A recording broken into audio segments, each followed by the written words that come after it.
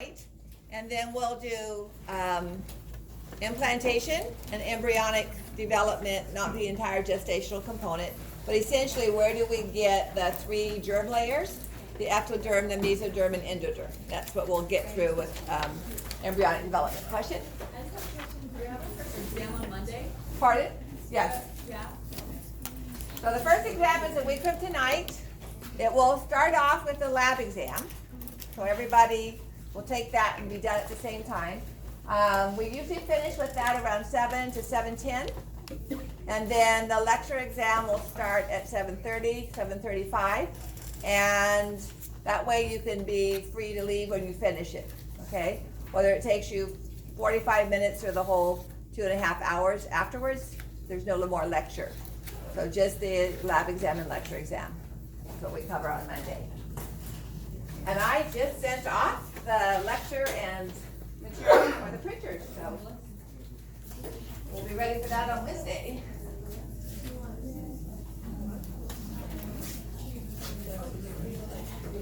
All right, so continuing with where we kind of left off at ovulation from our ovary here. So this is our secondary oocyte, surrounded by the follicular or granulosa cells, corona radiata, and some of the cumulus ovaris. And remember, there is no direct connection between the ruptured ovary, which is captured partially by the mesoovarium. If the oocyte, the secondary oocyte, does not go into the oviduct, it is in the peritoneal cavity. It's not in the pelvic cavity. All right, so it could actually move up and implant on the diaphragm, or on the stomach, or on the iliac vessels, which are all covered by peritoneum. So it has to settle through the peritoneum to do that. Okay?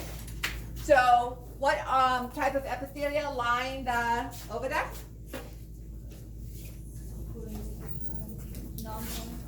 Simple columnar epithelia with cilia. So the cilia are going to sweep the egg towards the uterine cavity. If there is sperm in the picture, reverse peristalsis, so normally the uterus is contracting towards the vagina when we're pushing the baby out, all right?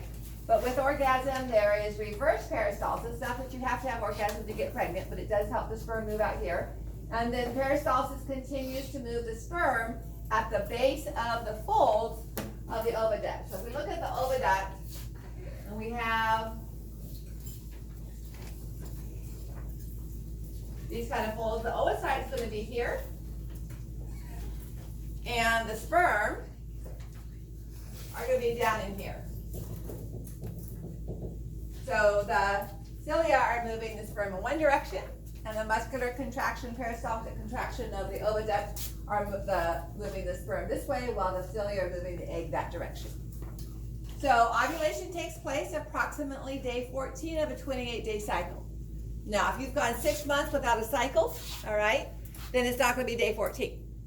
It'll be whatever number of weeks since your last menses. However, all right,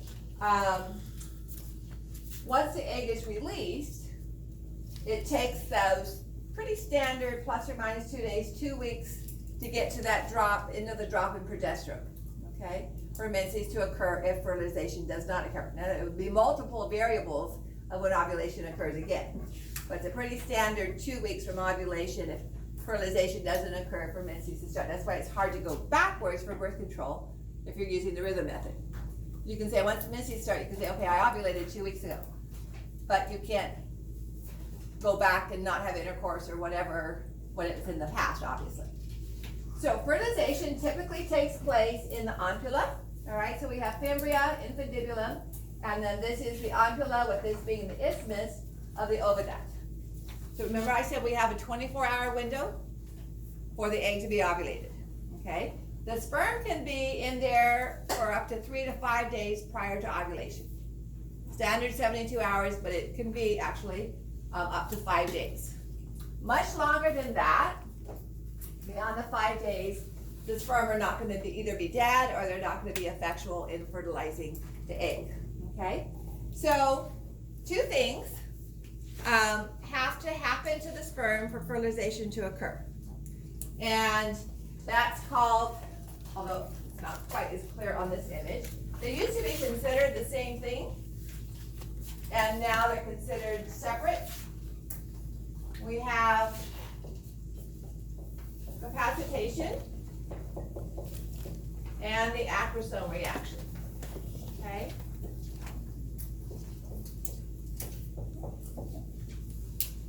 The acrosome reaction is what's really shown here, which is there are stabilization factors in the outer membrane of the acrosome and the plasma membrane that are removed.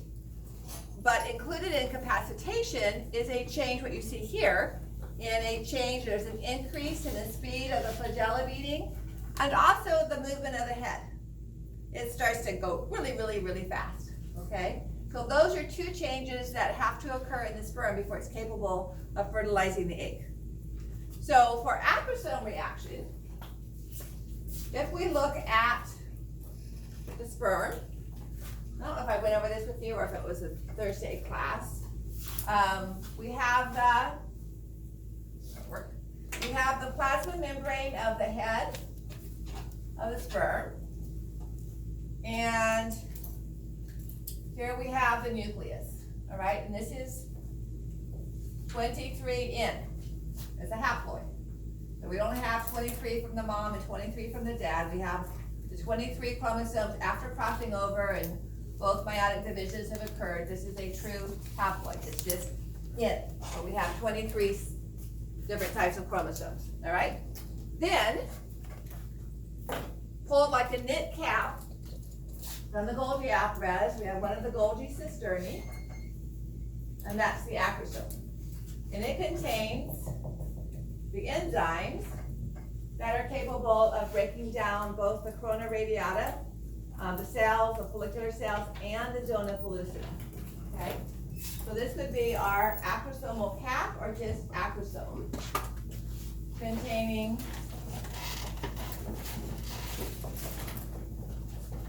hyaluronidase enzymes. So the acrosome reaction occurs, and it has to occur in either one, the female reproductive environment, so certain hormones like progesterone have to be present. That can be made artificially, all right? So if we have a petri dish for for in vitro fertilization, then it has the contents necessary for the capacitation and the acrosome reaction. So we see a fusion between the plasma membrane of the spermatozoon and the outer membrane of the acrosome.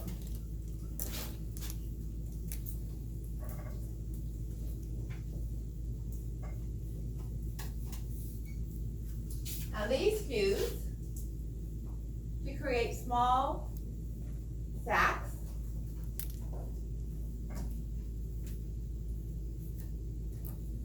kind of like when the nuclear membrane pinches off during prophase. And these small little sacs just wash away in the fluid of the reproductive tract. Okay, but it's that membrane destabilization that allows that fusion to occur. Then we'll wash that away.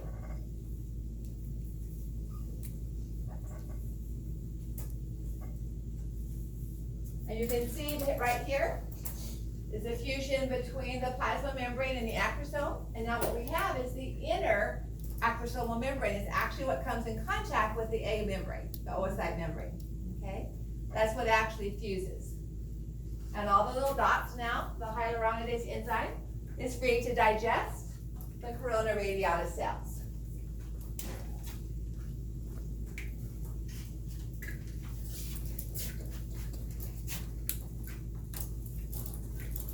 So this is, this never connects, so I'm just, oh, it did? Wow, it never does that. Okay. So this is a scanning electron micrograph. Well, no, it's not. Come on, play. Okay, I'll do what I thought I had to do.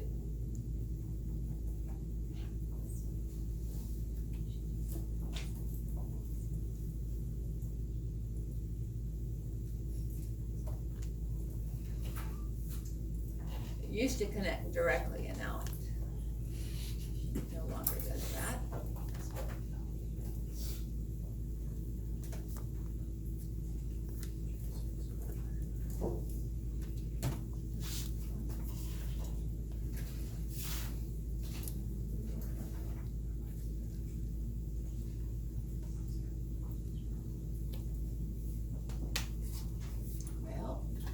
see it on mine, but you guys can't see it. Okay, he's acting up, so let me hold it.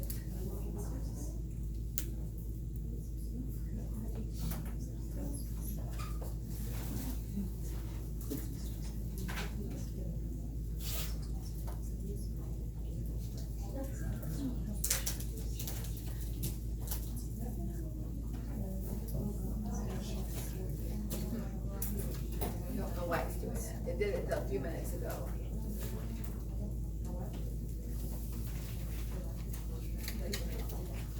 Won't show that objective, it shows it on the model. Yeah, I don't know either. This video is pretty strange.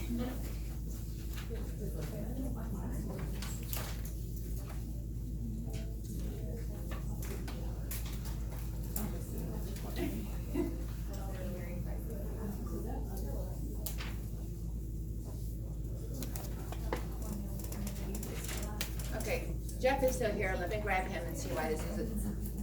I don't even have that on my computer, so I don't know why that's doing that.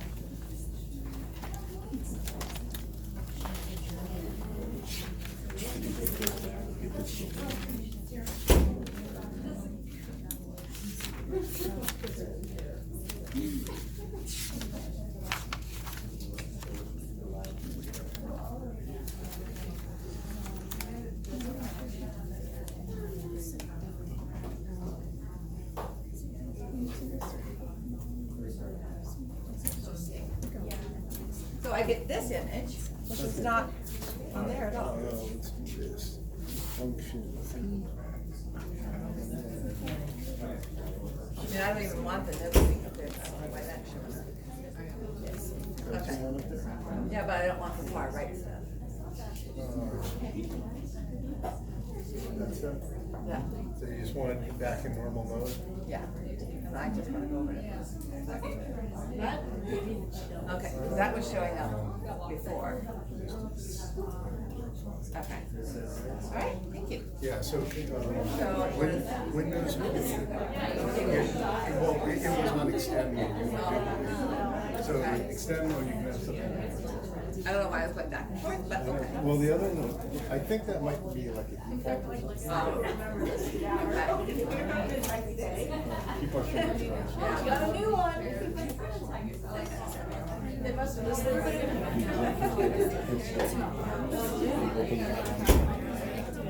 People were coming in here that were supposed to be here. People, so it was really crowded. And people All right, so what we're seeing here, you can, might be able to see that vesiculation. So the little light regions that you see here are the vesicles that are forming between the outer plasma membrane of the sperm and the plasma membrane of the sperm and the outer acrosomal membrane. All right, so then as those disappear, what's left is the inner acrosome. And that's what's, I'll play it again, and that's what's going to interact with the egg. You're starting to see that vesiculation between plasma membrane and outer acrosome. And then those little vesicles, those little sacs flush away, and we're left with the inner acrosome. So this little rim here, right there, would be this little cusp here where we have a plasma membrane fusing with the outer acrosome. When does it start to do that? It does that when it's in the oviduct near the sperm. It's a concentration of progesterone and other molecules get to be higher.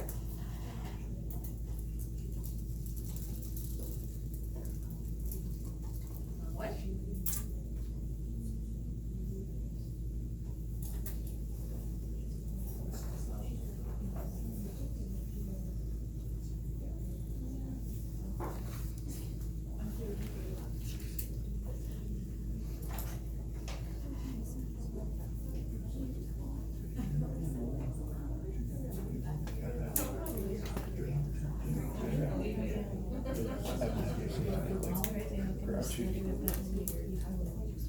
This was last Friday.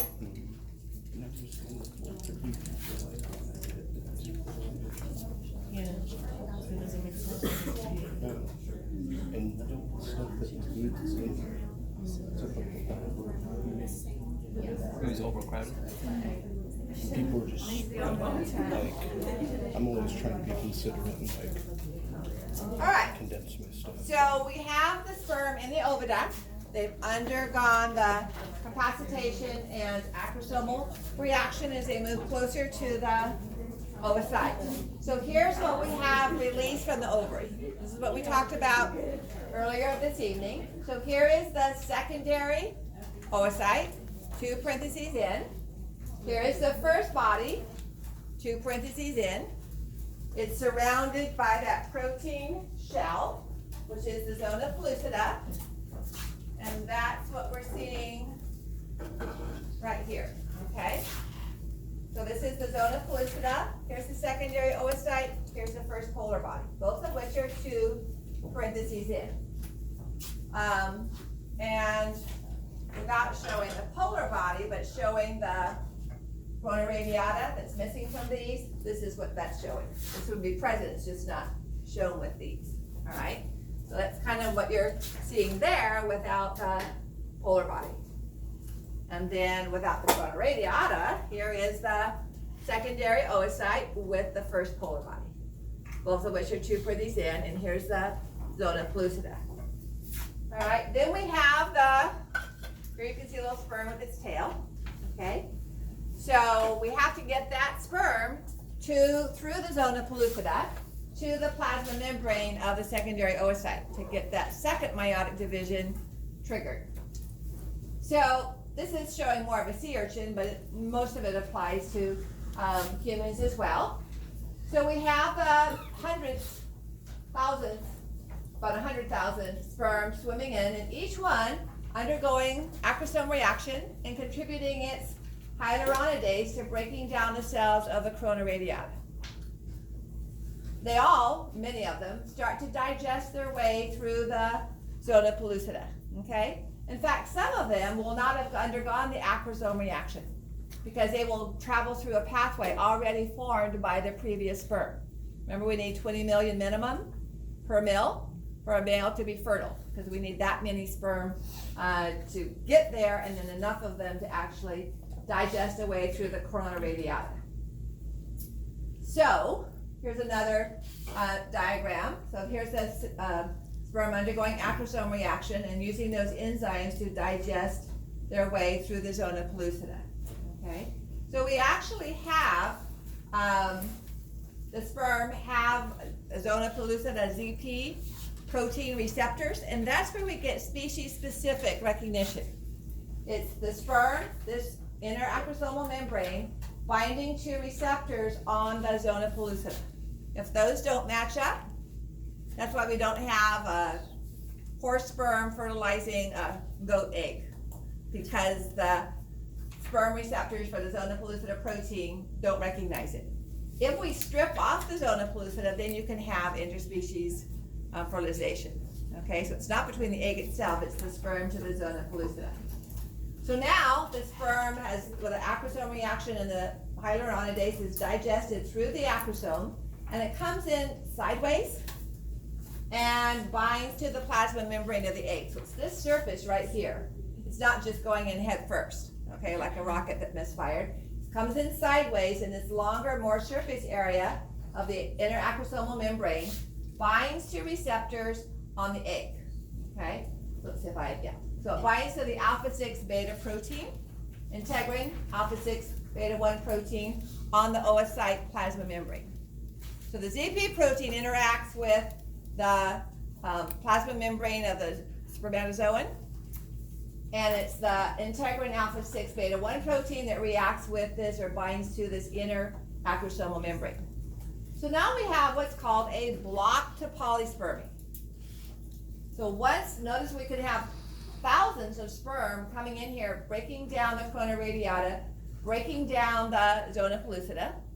But one of them is going to bind to those integrin alpha-6 beta-1 receptors and proteins on the cell membrane, and it's going to trigger 2 blocks to polyspermy. One happens very rapidly, okay, and the other one happens more slowly. The purpose is so that the oocyte only has the DNA of one sperm inside it, because otherwise it's not gonna live, okay? So, this is showing the resting membrane potential of the egg. Once it binds to the oocyte plasma membrane, this would be the secondary oocyte plasma membrane, it causes sodium ion channels to open throughout the cell. Sodium ions go into the cell, and that causes, those are positive, right? If you remember your muscle and your neuron action potentials. So when sodium ions go into the cell, it causes this spike, this depolarization. And that is the fast block to polyspermy, is that change in membrane potential. We still have some sperm that have partially digested their way through the zona pellucida. So we pop those off by swelling the zona pellucida and hardening so no other sperm can digest their way through. But it's this electrical charge change that is the fast block, okay? So the slow block, and this is what we'll see Wednesday with the sea urchin. We won't see the fast block, although there's some films that you can use to watch the membrane potential change. So the sea urchin doesn't have a zona pellucida. It has a membrane called the vitellin, or the vitelline, depending on who's pronouncing their syllables which way, called the vitelline membrane or fertilization membrane, all right? But the zona pellucida is going to react this way in humans. So once this depolarization occurs, there are these small vesicles of called cortical granules, all right, that move up and fuse to the membrane and release their contents, which cause fluid to be built up in that space. So in the sea urchin, we're going to see this membrane pop around the egg. As soon as you see that membrane pop out, you know that the sea urchin egg is fertilized. In humans, the zona pellucida pops out too, and that pops the sperm off that are already partially into the zona pellucida, and it hardens it. So the hyaluronidase enzymes of other sperm aren't going to work to digest through it, okay? So the sperm which form undergo this acrosome reaction in the oviduct will start to digest their way through, and one of them actually makes it, causing the first depolarization of our first block, and then activating the hardening the zona pellucida. Notice now that the sperm has penetrated, once it binds to that integrin alpha 6 beta 1, it triggers the second meiotic division. So when the sperm first binds to the egg, what we see here, this is the secondary oocyte. By this time, once the DNA is inside the cell, it is an ootid. That's our next step. So we go from primary oocyte to secondary oocyte at ovulation, just prior to ovulation. It stays that until the sperm binds to the integrin 6 beta 1 protein, and then the cell undergoes its second meiotic division. So this cell now is at this point, is now ootid, and its chromosomal pattern would be an N. That leaves us with a second polar body whose chromosome is also N. So whenever we have an ootid, we're also, by definition, going to have the N of the spermatozoan in that same cell. Kind of as a parasite right now, okay? So here's the chromosome of the spermatozoan, which is N, the nuclei, and here's the nucleus of the ootid, which is now N. First polar body is 2 parentheses N. Second polar body is N, okay? Zona pellucida is hardened though, so none of these other sperm are going to be able to insert their DNA.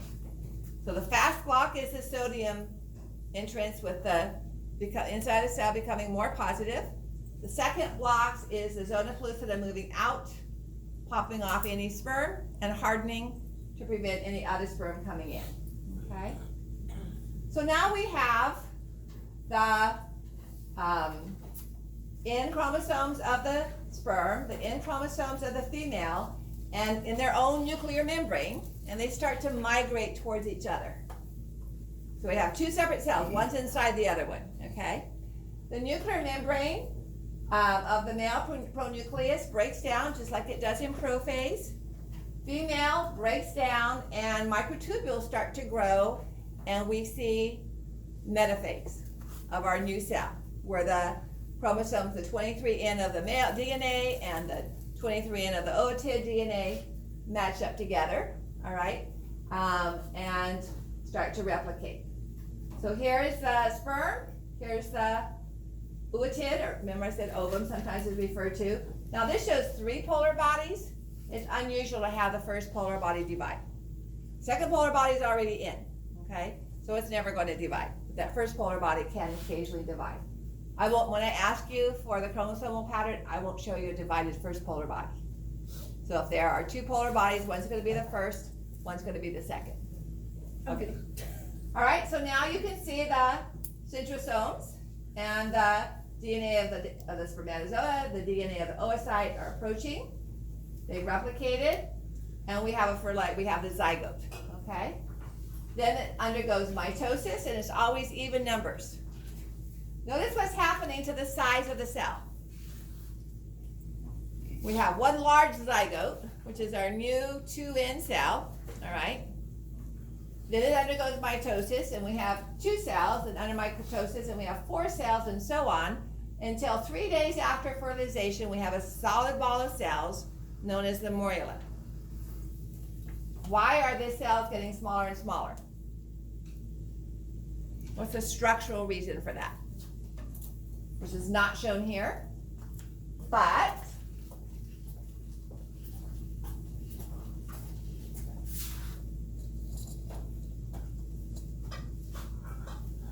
so you can see it here. So here's 2 cells, here's 4 cells, all the polar bodies are still there. We have the zona pellucida. The cells can't get any bigger because they're not getting any more nourishment. There's nothing to make them bigger. So we're just taking one cell and dividing it in half. So we have 2 smaller cells. It's like taking a pie and cutting it into pieces. The more pieces, the smaller each piece is. If you want to have one cell divided in 2, you're going to have 2 smaller cells. Each of those divided in 2, you're going to have 4 smaller cells, and so on, okay? So we have this organization. This is where we start to figure out that some cells are going to express certain DNA chromosomes and other cells are going to express different ones. So if we have a solid ball of cells, the cells on the outside are closer to the zona pellucida and closer to the external environment than the cells in the middle. All right, so they start to express different genes on the chromosomes and they start to mature differently. So after the solid ball forms, we form a hollow ball, like a basketball, where all the cell layers are single cells. And those cells are called trophoblasts. Okay? The trophoblast is going to form placental fetal tissue. And that's what we're going to talk about on Wednesday. All of those cells have the same DNA of our first zygote. Because we just did mitosis. So each one's getting replicated, dividing to form 2 more cells, getting replicated, forming 4 more cells. So all of these cells right here have the same DNA as our first zygote. That's why the cell in the stratum basal of your skin has the same chromosomes as the cell in the neuron in your brain. It's just that different genes are being expressed to make different proteins. So in cloning, they can take any cell in your body, take its nucleus out, and it's going to have all the 46 chromosomes it needs to make any other cell in the body. Okay, it just needs to be put in an egg and not a mature cell. So if we look back at our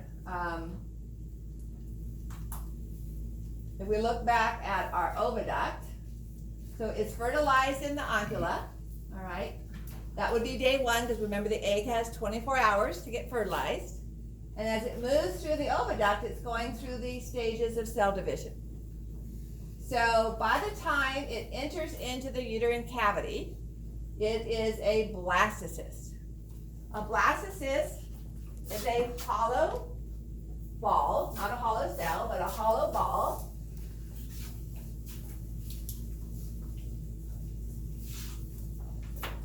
of a single layer of cells. So I'm drawing a section through that. So So this is the blastocyst, or blastula is another term for it.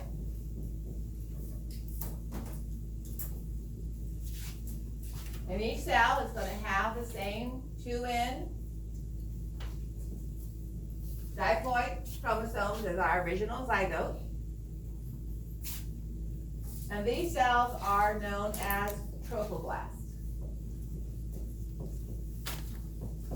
As it starts to implant, what we're going to see on Wednesday is it starts to settle deep into the surface of the uterine cavity.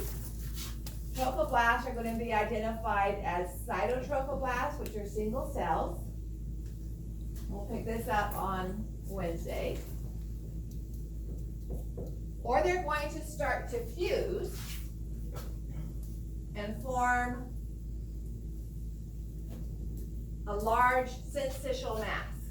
So they've lost their individual plasma membranes and they're just as large, like a fungus growing underground. And so this tissue then is called a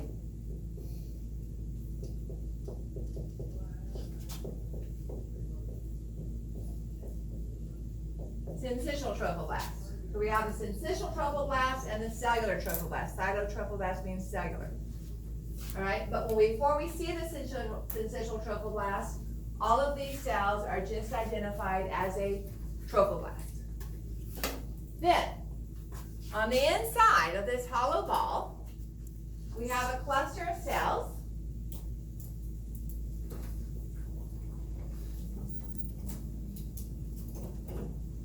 Still having the same diploid DNA as everything else. This is known as the inner cell mass. Okay, this is going to make the amnion.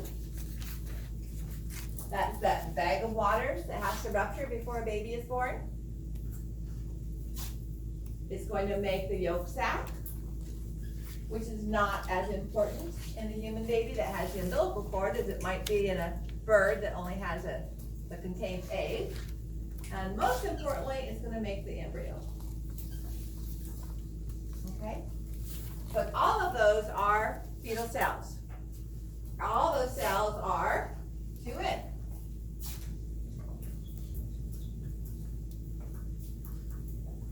This is no longer 2N because it's fused. All right, so it's got multiple nuclei.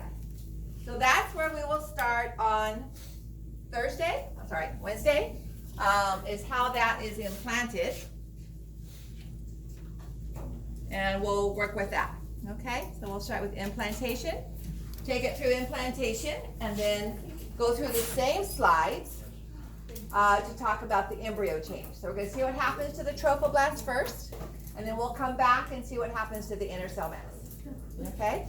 We don't take it all the way and talk about all the development of the organs. We'll be doing that to a small extent as we move through each of the systems. So it'll just be kind of into the first 3 weeks or so that we'll look at, okay? All right, we're gonna stop there. And we have our quiz on female reproductive system on Wednesday, so that will include structures of the uterus and oviduct and the follicles, and about half of our lab exam. The other half would be male and endocrine components, okay? Or maybe male a little bit more. So structures of the ovary, the different follicles, the oocytes, again, just naming them. I won't be asking for chromosomal patterns, just naming the structures and the ligaments and the labia minora and the bulbourethral glands and the periurethral glands and so on.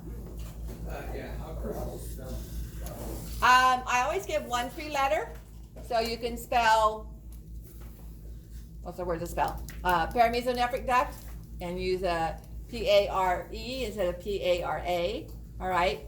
And then after that, each answer is worth 2 points, so it's kind of subjective to how close you are. And I'll take off half a point or a point or a point and a half if it sounds similar but barely looks like it at all. So it's kind of subjective after that. Okay? All right. So I'll pull down the model. And there will be some histology. The histology, there's not as much histology as we had with the male, because we don't have all the different glands. So the histology would be the follicles. Alright, so primary, secondary, antral, corona radiata, zona pellucida, theca interna, follicular cells, oviduct, and then uterus. So is it the pre-ovulatory or the post-ovulatory component of the uterus? Mammary gland, so the ductal stage versus the secretory alveoli stage of mammary gland, or both. They usually put both to help you figure it out. And uterus for, I already said that, secretory and proliferative, or pre-ovulatory and post-ovulatory and pre-ovulatory, and then the vaginal epithelium. Okay? So the vaginal epithelium, I heard you talking about that before break. So vaginal epithelium is, so what's the epithelium that lines the ovidum? Simple columnar vitellium. What's the epithelium of the stratum functionalis and the uterine glands? Just straight, simple columnar, okay? The only place in the uterus that we see non-quantified stratified squamous is the outer part of the cervix, where we talked about doing a pap smear. All of the vaginal lining is non-quantified stratified squamous. And that's what we do have histology for, okay? So ovary, oviduct, uterus, vagina. Alright, that's it. But you got an extra day today to study. You got it. Almost 2 hours. Alright, so, and then the other parts would be like perimetrium or endometrium or round ligament or suspicious ligament of the ovary. Which you already know at least half of, right? For You're sure. studying this weekend?